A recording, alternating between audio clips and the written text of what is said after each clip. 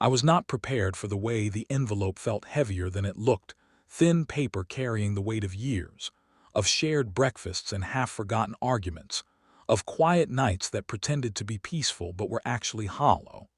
And as I sat on the edge of the sofa watching the woman who had once been my wife pace the living room, filling the air with rushed explanations and rehearsed logic, I realized how long she had been planning this moment while I had been blindly believing in the stability of a life that was already rotting underneath me.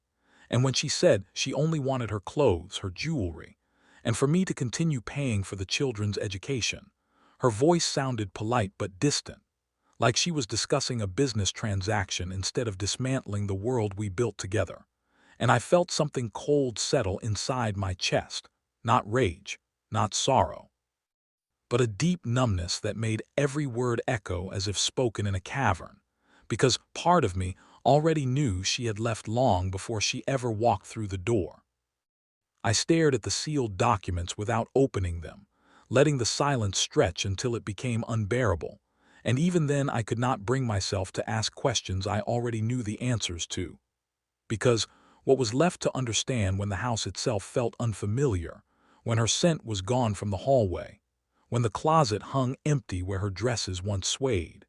and as she continued talking, nervously filling every gap with justifications and half-apologies,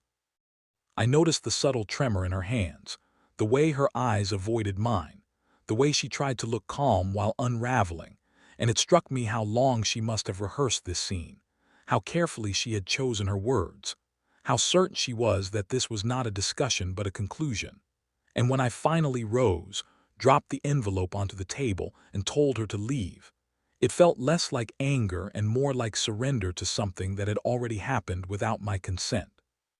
The door closing behind her did not slam, did not echo, did not make a sound dramatic enough to match the collapse happening inside me, and I stood there for several minutes staring at the empty doorway as if she might reappear and confess this was all some elaborate mistake. But nothing happened, so I reached for a drink, then another, letting the bitterness burn through my throat, numbing the tight knot in my chest as the light faded outside and shadows crept across the walls. And when I finally knocked over a cluster of empty bottles reaching for the lamp, the crash sounded like laughter from a house that no longer cared about me, and I realized I had not truly seen how much she had already taken with her until that moment, until I understood that she had erased herself from my life long before she erased her name from mine. The ringing doorbell pulled me back from the edge of myself, and when I opened the door to see her sister standing there with worry in her eyes, I felt a strange mix of shame and relief, because at least someone still saw me, still acknowledged that I was standing in the wreckage. And as she led me into the kitchen, poured coffee I barely tasted, and finally told me the truth, the real truth, about the man from the past who had returned and quietly reclaimed his place in my wife's heart,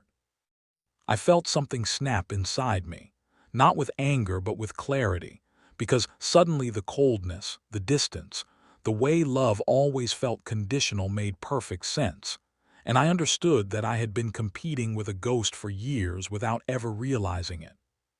She spoke about how he had left town long ago, how my wife had been angry, how she had chosen me not because I was the love of her life but because I was present, reliable, safe. And as those words sank into me, I felt my pride crumble into something smaller and more fragile,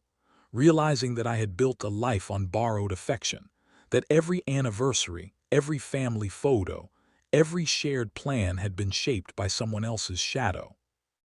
And as I listened to how she spoke of him now with admiration and pride, as though his supposed success validated her choice to leave, I felt humiliation wash over me, not because she left, but because she had never truly arrived in the first place.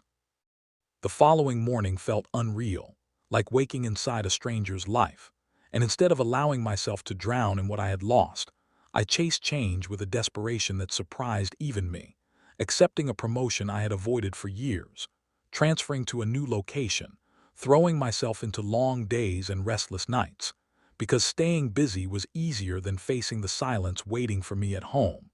And as I sold the house, gave away furniture, erased reminders of a life that now felt like fiction, I felt both grief and relief, as if I were shedding an identity that no longer fit,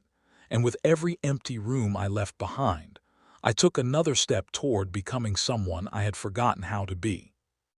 It was during this period of reconstruction that I met a woman who carried exhaustion in her posture but strength in her voice, a supervisor struggling to balance responsibility at work with the weight of raising two boys alone. And when she confronted me with a mixture of frustration and determination, demanding help rather than sympathy, I saw a reflection of my own fight to stay upright. And though our first exchange was tense and raw, filled with sharp words and wounded pride, something shifted between us, something built not on attraction but on mutual understanding, and in that shared vulnerability, I felt a quiet connection begin to form. We spent long hours working side by side, talking between inventory lists and schedules, sharing fragments of our lives without realizing how deeply we were stitching them together. And when I finally met her sons, heard their laughter, saw the way she fought to give them a future, I realized how much I missed being part of something alive, something still unfolding. And for the first time since my world collapsed, I felt hope not as a distant idea but as something tangible, something warm and fragile that I could almost touch. News of my former life drifted back to me in pieces, stories of the man she left me for, of his loud claims and exaggerated achievements, of the way she followed him with a devotion I had never received. And yet something about him felt false, like a performance rehearsed too carefully. And when the truth finally surfaced, exposing his lies and unraveling the illusion that had stolen my marriage, I did not feel joy, only a quiet sense of justice, as if the universe had finally corrected a long-standing imbalance. My own life continued to rise in ways I never anticipated, new responsibilities, new respect, doors opening that were once closed. And as I stood in spaces I had never imagined myself occupying, I realized that losing everything had forced me to rebuild myself from the ground up. And though the scars remained, they no longer defined me, serving instead as reminders of how far I had come from the man who once sat holding an unopened envelope in a silent room. The woman who entered my life during my darkest days now stood beside me openly, her presence steady, her laughter genuine, her sons becoming part of my world as naturally as if they had always belonged there, and together we built something honest, something shaped by patience rather than regret. And as I looked toward a future that no longer felt like a punishment, I finally understood that the end of my marriage had not been the end of my story, but the beginning of a life I never knew I deserved. The promotion I never imagined accepting became the turning point that rewired every assumption I had about my worth. Because when the executive stood across from me with smiles that felt too polished to be sincere, and explained that they needed someone who could oversee multiple locations, someone who could move between chaos and order without losing control, I realized how invisible I had made myself during my marriage, how I had chosen comfort over ambition and routine over growth. And as I shook their hands and agreed to take on responsibilities that once terrified me, I felt something inside me rise for the first time in years, a sense that I was no longer living as a reaction to someone else's choices, but finally acting in service of my own survival. And in that moment, standing in a small office that smelled of fresh paint and ambition, I silently promised myself that I would never again shrink to fit into a life that demanded my quiet surrender. The distance between my past and present widened every day, and yet reminders of my former life continued to drift into my orbit like shadows that refused to fade, appearing through mutual acquaintances, casual gossip, and photographs that surfaced when I least expected them. And each time I heard about the man who had replaced me, about his theatrical confidence and self-appointed heroism, I felt a strange detachment rather than jealousy, because the deeper I moved into my new identity, the more obvious it became that I had not lost something precious, but had been released from something that had been draining me for years. And as the truth about his fabricated past and stolen achievements unraveled publicly, it felt less like revenge and more like the universe quietly restoring balance, as though the lies that once seduced my wife were now collapsing under their own weight. My new role demanded visibility, connection, and presence in circles I had once believed were forever closed to me.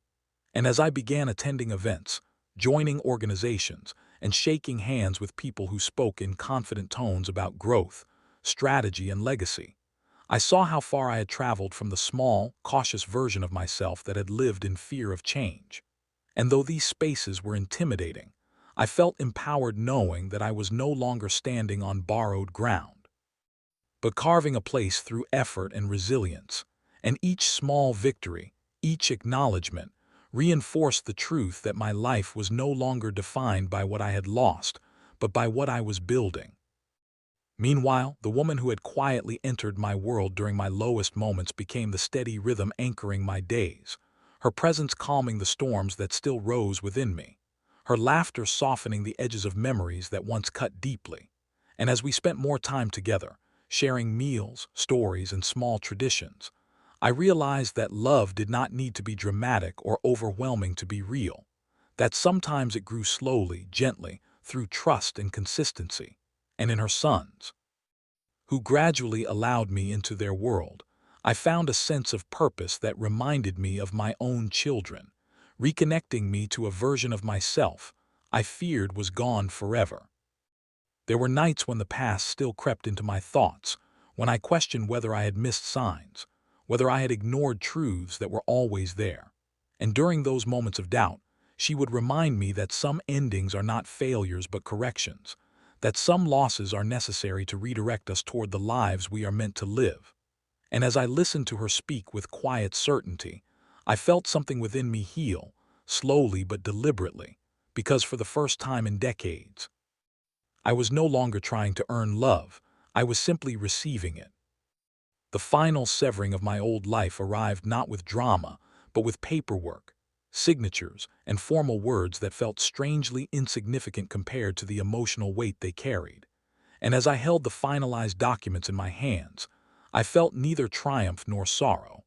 only a sense of closure that allowed me to finally release the version of myself who had been waiting for someone to choose him. And in that moment, I understood that closure was not about forgiveness or forgetting, but about reclaiming the power to move forward without resentment tethering me to the past. When I encountered my former wife again, surrounded by people who no longer saw her as the center of a grand illusion, I noticed the weariness behind her eyes, the subtle weight of regret she tried to hide beneath forced smiles. And though I felt no desire to confront her, no need to explain myself, her presence no longer unsettled me, serving instead as a reminder of how much I had grown beyond the man she once dismissed. And as I walked away, I felt nothing but gratitude for the path that had led me here. Our life together continued to expand in quiet, meaningful ways, through shared routines, long conversations, spontaneous laughter, and the creation of new memories that felt unburdened by comparison.